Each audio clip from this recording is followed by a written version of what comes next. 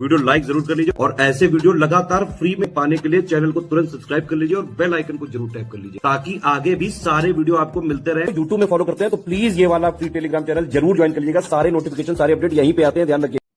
Hello everyone, welcome to R by study for civil services. Myself Alka Pandey. तो दोस्तों, हम देख रहे हैं इस सीरीज़ में आर एग्ज़ाम के PYQ।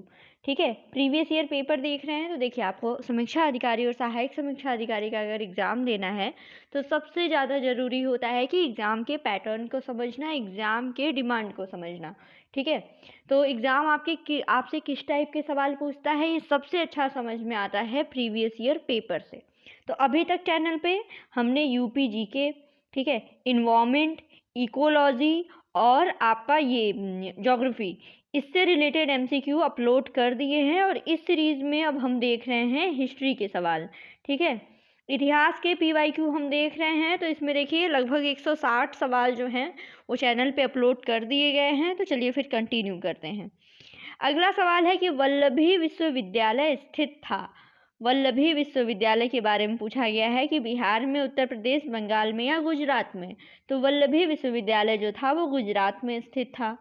फिर है, हीनयान अवस्था का विशालतम एवं सर्वाधिक विकसित शैलकृत चैत्य गृह स्थित है। ठीक है, ये कहाँ स्थित है? तो कार्ले में। ठीक है, कार्ले में हीनयान अवस्था का विशालतम और सर्वाधिक विकसित शैलकृत चैत्य गृह। फिर है, सप्तवर्णी गुफा कहाँ है? तो सप्तवर्णी गुफा है राजगृह में। ठीक है, बिल्कुल फैक्चुअल सवाल हैं ये। सप्तवर्णी गुफा कहाँ है? राजगृह में। और शाहजहां ने अपने शाह बुलंद इकबाल की पदवी किसको दी थी? तो शाह बुलंद इकबाल की पदवी शाहजहां ने दी थी दारा सिकोह को। ठीक है, अब रॉलेट एक्ट जो है, रॉलेट एक्ट जो आया था, ये किस वायसराय के काल में पारित हुआ था? तो रॉलेट एक्ट जो है वो लॉर्ड चेम्सफोर्ड के कार्यकाल में जो था वो पारित हुआ था। ठीक है, रॉलेट एक्ट, लॉर्ड चेम्सफोर्ड। फिर है, पूछा गया है कि भारतीय स्वतंत्रता अधिनियम 1947 प्रभावी कब हुआ था? ठीक है, तो ये प्रभावी हुआ था 18 जुलाई 1947 को। ठीक है, इसी तरीके के सवाल पूछे जाते हैं। अगर फैक्चुअल पूछे जा रहे हैं तो ऐसे ही सवाल आएंगे। ठीक है, तो याद रखिएगा, भारतीय स्वतंत्रता अधिनियम 1947 ये प्रभावी हुआ था 18 जुलाई 1947 को। फिर है, द्वार समुद्र। द्वार समुद्र किस राजवंश की राजधानी थी? तो द्वार समुद्र जो थी वो होयसालों की राजधानी थी, होयसल की। ठीक है, महाभारत जो है इसको मूलतः किस रूप में जानी जाती थी? महाभारत, तो इसको बोलते थे जय संहिता और सहस्र संहिता भी। ठीक है, महाभारत जो है वो मूल रूप में जय संहिता के रूप में जानी जाती थी। अब है कि किस अभिलेख से ज्ञात होता है कि स्कंदगुप्त ने हूणों को पराजित किया था? हूणों को पराजित किया था स्कंदगुप्त ने। तो ये पता चलता है भीतरी स्तंभ लेख से। ठीक है, भीतरी स्तंभ लेख में ये मेंशन है कि स्कंदगुप्त ने हूणों को पराजित किया था। फिर आगे बढ़ते हैं कि ब्रिटिश वस्तुओं के बहिष्कार की राष्ट्रीय नीति के रूप में कब अपनाया गया था? तो ये देखिए, ब्रिटिश वस्तुओं के बहिष्कार को राष्ट्रीय नीति के रूप में कब अपनाया गया था? 1905 में, बंगाल विभाजन के समय की ये घटना है। ठीक है, वस्तुओं का बहिष्कार किया गया था 1905 में। फूट डालो और राज्य करो, फूट डालो राज्य करो नीति किसने अपनाई थी? तो ये लॉर्ड मिंटो की है। ठीक है, लॉर्ड मिंटो की नीति है फूट डालो राज्य करो। गदर पार्टी का मुख्यालय कहाँ था? तो सैन फ्रांसिस्को में। अब आगे बढ़ते हैं अगले सवाल की तरफ। तो देखिए, आपको समझ में आ रहा होगा कि किस तरीके के बिल्कुल फैक्चुअल सवाल पूछे जाते हैं।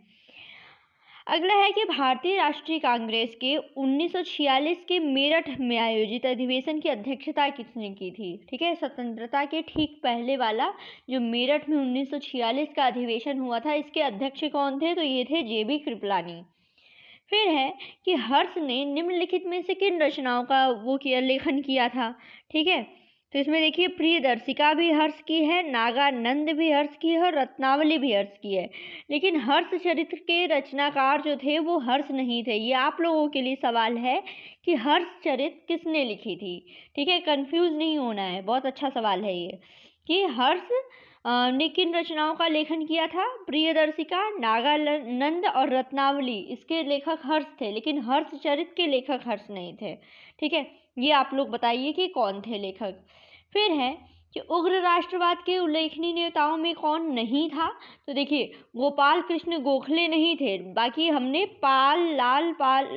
ये लाला लाजपत राय, लोकमान्य तिलक और बिपिन चंद्र पाल, ये उग्र राष्ट्रवाद के नेताओं में शामिल थे, लेकिन गोपाल कृष्ण गोखले इसमें नहीं थे।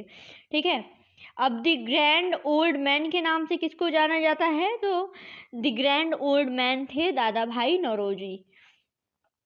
ठीक है, संविधान सभा का अध्यक्ष कौन था, तो ये थे डॉक्टर राजेंद्र प्रसाद। संविधान सभा का अध्यक्ष थे डॉक्टर राजेंद्र प्रसाद। फिर आगे बढ़ते हैं। अगला है कि स्वतंत्रता का नवग्रहित तिरंगा पहली बार कब लहराया गया। ठीक है, स्वतंत्रता का नवग्रहित तिरंगा जो था वो 31 दिसंबर 1929 को लहराया गया। ठीक है, फिर है भूदान आंदोलन, ये सबसे पहले कहाँ पर हुआ था, भूदान आंदोलन सबसे पहले शुरू हुआ था आंध्र प्रदेश में। फिर है कि हड्डी से निर्मित आभूषण भारत के मध्य पाषाण काल के संदर्भ में कहाँ पे प्राप्त हुए हैं, हड्डी से निर्मित वाले, तो ये है महदाहा से। ठीक, जो ऑप्शन दिया है सराय नाहर राय, महदाहा, लेखनिया, चौपानी मंडो, इसमें से महदाहा से प्राप्त हुए हैं। ठीक है, इसके अगला सवाल है कि किस स्रोत में उल्लेखित है कि प्राचीन भारत में दासता नहीं थी। ठीक है, तो ये देखिए मेगास्थनीज की जो इंडिका है इसमें ये मेंशन किया है कि प्राचीन भारत काल में दासता नहीं थी। फिर है कि कौन सा तमिल ग्रंथ है जिसको लघु वेद की संज्ञा दी गई है। ठीक है, कौन सा ऐसा तमिल ग्रंथ है जिसको लघु वेद की संज्ञा दी गई है, तो ये है कुराल। ठीक है, कुराल जो तमिल ग्रंथ है इसको लघु वेद कहा गया है। फिर है कि चोल शासकों के शासनकाल में निम्नलिखित में से कौन सा वारियम उद्यान प्रशासन का कार्य देखता था, तो ये था टोन वारियम। जो टोन वारियम था ये उद्यान प्रशासन का कार्य देखता था। ठीक है, ये वारियम वगैरह जो थे प्रशासन की इकाइयाँ ये चोल शासकों के समय में होती थी। ठीक है, अब आगे बढ़ते हैं अगले सवाल की तरफ। कौन सा हड़प्पीय नगर 3 भागों में विभक्त है, तो ये सबको पता है कि धौलावीरा एक ऐसा हड़प्पीय नगर था जो 3 भागों में विभाजित था। ठीक है, अगला है कि वैदिक कर्मकांड में होता का संबंध किससे है, होता का संबंध है ऋग्वेद से। ठीक है, होता, अथर्वयु, ये सारी चीजें पढ़ी है ना, तो जिसमें जो होता है वो ऋग्वेद से संबंधित है। फिर है जो चौथी बौद्ध संगीति थी, यानी चौथा बौद्ध जो परिषद था, ये किसके समय में हुआ था, तो ये हुआ था कनिष्क के शासनकाल में। ठीक है, कनिष्क के शासनकाल में चौथी बौद्ध संगीति हुई थी। शाहनामा के लेखक फरिश्ता किसके दरबार से संबंधित थे।